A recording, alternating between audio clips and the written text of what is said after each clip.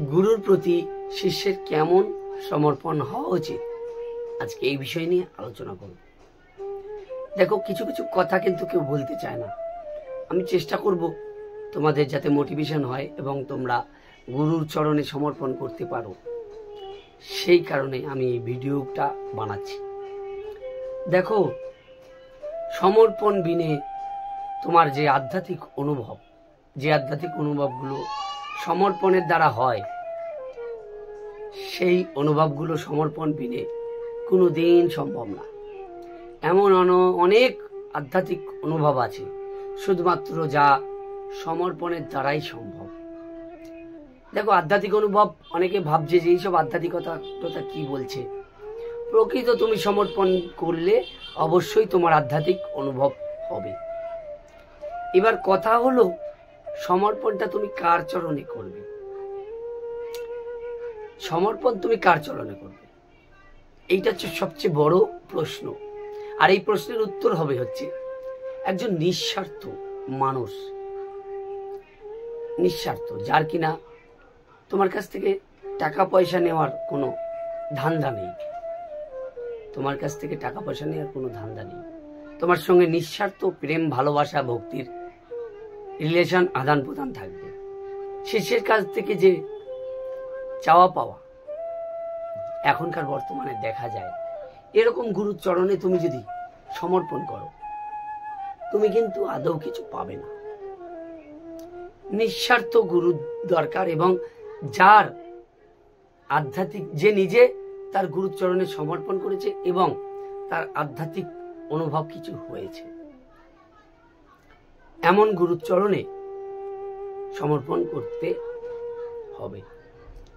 দেখো, তুমি বেশিরভাগই বিচার বিশ্লেষণ করতে থাকো, এ ভালো না, ও ভালো না। কিছু এমন মানুষ আছে, কিছু মানুষ চেনার উপায়ও আছে। দেখবে এই মানুষটা তোমার কাছ থেকে কি চায়, মানুষের আচার ব্যবহারে কিছুটা বোঝা যায়। যদি বোঝো যে এই মানুষটা আমার থেকে পয়সা হাতিয়ে নিতে চাইছে, আজকালকার যে নতুন যুগের গুরু, এরা তো শুধু স্বার্থ সিদ্ধির উদ্দেশ্যে, বেশিরভাগই, সবাইকে বলবো না, বেশিরভাগই স্বার্থ সিদ্ধির উদ্দেশ্যে, শিষ্যদেরকে ঠকানোর উদ্দেশ্যে ধর্মপথে নেমেছে। এদের কাছ তোমাকে চিনতে হবে সেই সব মানুষ। বেশ কিছুদিন তার সঙ্গে সঙ্গ করে যে এই মানুষটা তোমার পয়সার প্রতি আকৃষ্ট কিনা, বেশ কিছুদিন যদি চলাফেরা করে তুমি বোঝো যে না, এই মানুষটা তোমার পয়সা করির পিছনে তোমার না, প্রেম, ভক্তি, ভালোবাসা, এই বিষয়টার প্রতি জোর, এবং সাধন ভজন করানোর প্রতি তুমি তার চরণে সমর্পণ করবে, তার তোমাকে সাধন ভজনের করানোর প্রতি তার ঝোঁক। মানে দেখো, সাধন ভজন না করলে তোমার এই দেহ জমিন আবাদ হবে না, মানে এই দেহ জমিন ফসল ফলবে না। কিছু কিছু জিনিস আছে, আধ্যাত্মিক অনুভব আছে, যে অনুভবগুলো তুমি সাধন ভজন না করে এমনি এমনি পাবে না। সুতরাং এরকম গুরুর যে কিনা তোমাকে ঠকাবে না আর্থিক দিক দিয়ে, ঠিক আছে, প্রেম, ভক্তি, ভালোবাসায় যদি তুমি তাকে দিতে চাও, কিছু দিলে সে নিল, আবার না নিল তার ব্যাপার, বুঝেছো? কিন্তু মূল ব্যাপার থাকবে হচ্ছে গুরু শিষ্যের মধ্যে সম্পর্ক থাকবে প্রেম, ভক্তি, ভালোবাসা। আর্থিক তছরূপ তোমার সঙ্গে করবে না, তোমাকে ঠকাবে না, তোমাকে সবসময় সাধন ভজনের জন্য উদ্বুদ্ধ করবে। তোমার যে প্রকৃত উদ্দেশ্য, তোমার যে প্রকৃত গন্তব্য, তার দিকে তোমাকে ঠেলে দেবে। অবশ্যই সেই গুরুকে নিজের আধ্যাত্মিক কিছু অনুভব থাকতে হবে, তারপরে তোমাকে সে নিয়ে যেতে পারবে, সে চেষ্টা করবে তোমাকে। এবার আরো একটা কথা বলি, এইখানে তুমি যদি নিজে আধ্যাত্মিক অনুভবের উপযুক্ত না হও, তোমাকে গুরু যতই চেষ্টা করুক, তুমি কিন্তু পারবে না। তোমাকে উপযুক্ত হতে হবে, তোমাকে সমর্পণ করতে হবে। এবার গুরু তো তুমি জানলে কিরকম হওয়া উচিত। এরকম গুরু যখন বুঝবে যে এ তোমাকে আর্থিক দিক দিয়ে ঠকাবে না, তোমাকে অন্য দিক দিয়েও ঠকাবে না, তখন তোমার কোনো বিচার্য বিষয় নেই। শুধু একটা জিনিসই দেখবে যে তোমাকে আর্থিক দিক থেকে ঠকাচ্ছে কিনা।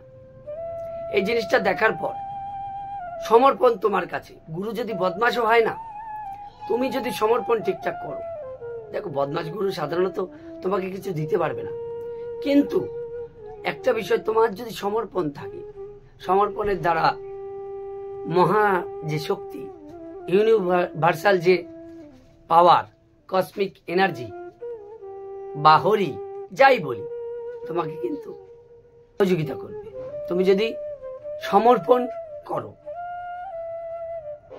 কিছু কিছু গুরু আছে, সমর্পণ গুরু শিষ্য তার চরণে সমর্পণ করে বলে তার ফায়দা উঠায়, ফায়দা লোটে। এইসব গুরুর চরণে সমর্পণ না করাই ভালো। কিন্তু তোমাকে বুঝতে হবে যে এই মানুষটা কিরকম মানুষ, কিছুটা বুঝে তোমার বিচার বুদ্ধি যা তুমি শাস্ত্র জ্ঞান পড়েছ সেই সব মুক্ত হয়ে গুরুর চরণে তোমাকে সমর্পণ করতে হবে। সমর্পণের সময় তোমার কিন্তু বিচার থাকলে হবে না। কিরকম বিচার? এই যে শাস্ত্রে অনেক কিছু দেখেছো, বুঝেছো, শুনেছো, বিভিন্ন ভিডিও দেখেছো, বিভিন্ন মানুষ বিভিন্ন কথা বলেছে, এটা না ওটা না, তখন তুমি যদি গুরুকে তুমি যদি বিচার করবে, একটা জিনিসই বলছি, তোমাকে আর্থিক দিক থেকে ঠকাবে কিনা, কিংবা তোমাকে কোনো দিক দিয়ে তুমি ঠকার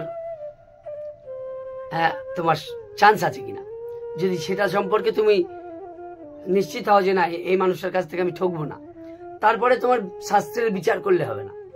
এক একজন গুরুদেব এক এক রকম ভাবে আধ্যাত্মিক অনুভব করেছে।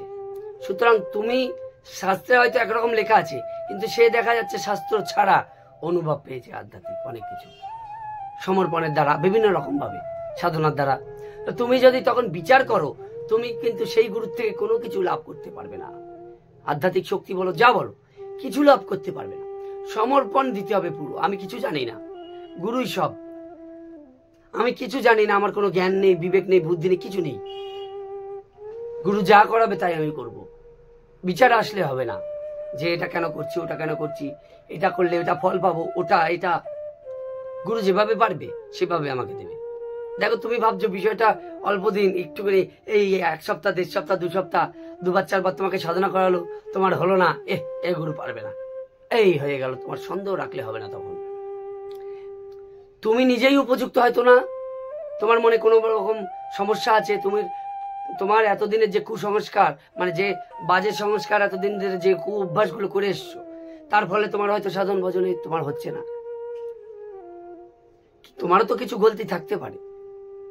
সুতরাং এই বিষয়গুলো মাথায় সবসময় রাখবে যে গুরুর প্রতি সমর্পণ, তখন তোমার শাস্ত্রের জ্ঞান তখন থাকলে হবে না। এমন অনেক জিনিস আছে শাস্ত্র বিধির ঊর্ধ্বে গিয়ে সেই তুমি আধ্যাত্মিক অনুভবগুলো হয়, এগুলো গোপন জিনিস। এমন এমন জিনিস আছে যেগুলো আধ্যাত্মিক জিনিসপত্রে, মানে যেগুলো বই ঘেটে পাবে না, শাস্ত্র ঘেটে পাবে না। তখন তুমি যে শাস্ত্রের কথা চিনতে থাকতে, তো ধরো এমন একটা পরিবেশ আসলো, তোমাকে গুরু সেই জিনিসটা দিতে চাইছে, তুমি শাস্ত্রের চিন্তা করছো, শাস্ত্রে এইটা বলেছে, ওইটা বলেছে, ব্যাস হয়ে গেল। তোমার নিশ্চয় তোমার ব্ল্যাঙ্ক থাকতে হবে একটা জায়গায়। হ্যাঁ, ফাঁকা জায়গাতেই তো ভর্তি করা যায়। ভর্তি জায়গায় কি তোমাকে কেউ কিছু দিতে পারবে? একটা বাটি তোমার ভর্তি পুরো, তুমি সেই ভর্তি বাটিতে আরো লাগবে, তো উপজে পড়ে যাবে, তোমার পাবে না, তুমি পাবে না। ওরকম খালি বাটি হতে হবে, মানে মন মস্তিষ্ক খালি হতে হবে, তোমার বিচার শূন্য হতে হবে, সমর্পণ করতে হবে এইভাবে, তাহলে কিন্তু তুমি পাবে। দেখো এই কথাগুলো সবাই বলবে না, কিন্তু গুপ্ত, মানে এই কথাগুলো একদম সূক্ষ্ম বিষয়।